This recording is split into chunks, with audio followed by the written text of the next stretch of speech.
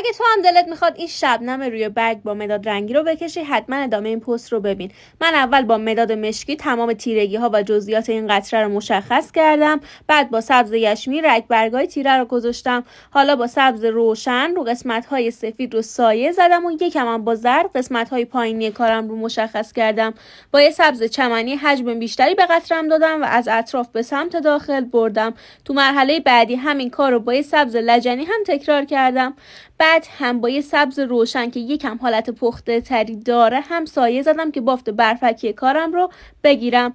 توی این مرحله یک بار دیگه لایه ها رو تکرار کردم. برای قسمت روشن قطرم هم یک بار با رنگ آبی روشن و بعد با رنگ سبز سایه زدم و در نهایت با رنگ سفید همه قسمت های روشن کارم رو محو و یک دست کردم. با پاکن شارژی نورها و جزئیات رو نشون دادم و داخلش رو با رنگ سفید محو کردم و در آخر هم یکم از رنگ زرد استفاده کردم. اگه تو هم دوست داری که توی دوره طبیعت شرکت بکنی، حتما کپشن رو بخون.